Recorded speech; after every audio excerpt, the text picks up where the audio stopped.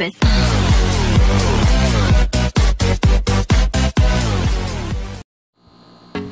Hey guys, it's Medyo Botot back at it again with another video. So for this video, I'm going to be unboxing the Boya MM1 microphone. I'm going to give you a review about the product which I bought from Lazada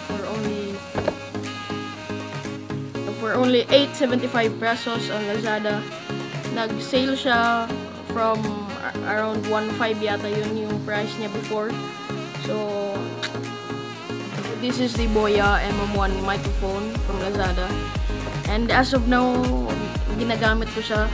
That's why hindi masyadong maingay. But tignan muna, pakinggan nyo muna to. Dahil maingay yung aircon namin. There. That shit. So yung maririnig yung background noise ngayon is from the aircon. So di siya na-filter ng microphone. Universal cardioid microphone.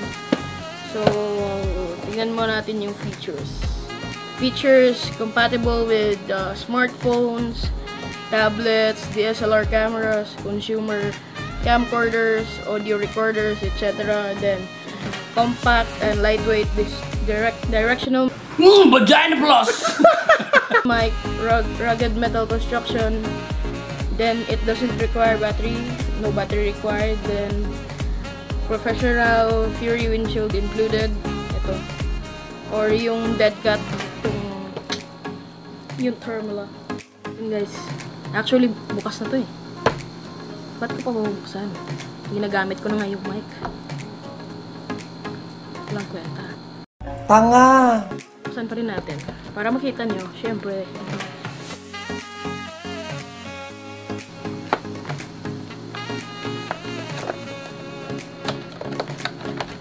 So this is it.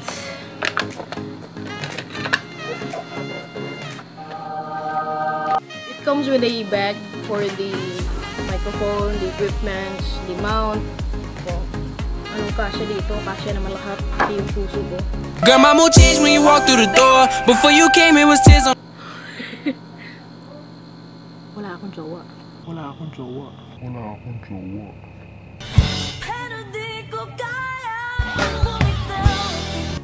natin yung mic para makita nyo. This is it.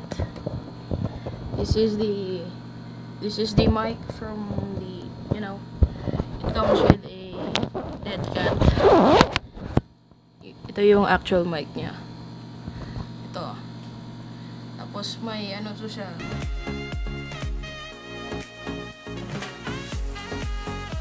Meron to siyang 3.5mm TRS connector para sa phone tsaka yung mga DSLR cameras. Yung gamit ko ngayon is sa phone. Ito yung connector para sa mga DSLR camera. Kasi magkaiba yung wire sa camera tsaka sa phone. Dahil di gagana to sa phone, tsaka yung wire sa phone na ginagamit ko ngayon ay hindi rin gagana sa mga DSLR camera. Fuck. Bago muna tayong magpunta sa pag-test ng microphone, yung mga differences niya kung nakakabit yung mic, tsaka yung hindi nakakabit yung mic, bigyan ko muna kayo ng tip bago kayo bumili nito.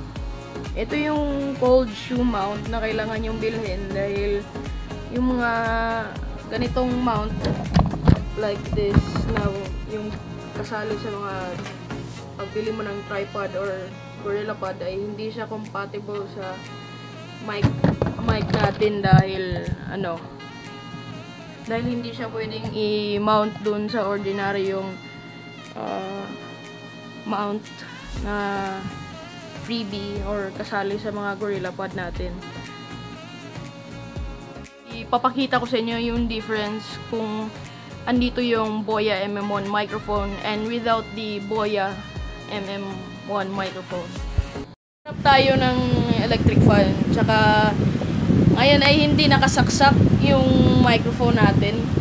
Tsaka madirinig nyo naman yung difference, di ba?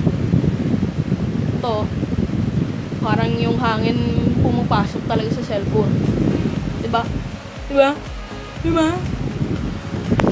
May vlogging now with the Boya M1 microphone. Naka-attach na siya. Or naka-attach na siya or nakasaksak na. At saka, diba, kung manonotice nyo, iba yung difference niya, diba? Yung mas clear yung boses ko dito kung may mic. Diba yung isa, parang I would give this mic a 10 out of 10 for the price, for the performance, and for the, you know, the content of the. So thank you guys for watching my video. I hope you like my review of the Boya M1 microphone from Lazada. Please don't forget to leave a like, comment, and subscribe to my YouTube channel. And comment naman. Bigyan din. Let's go.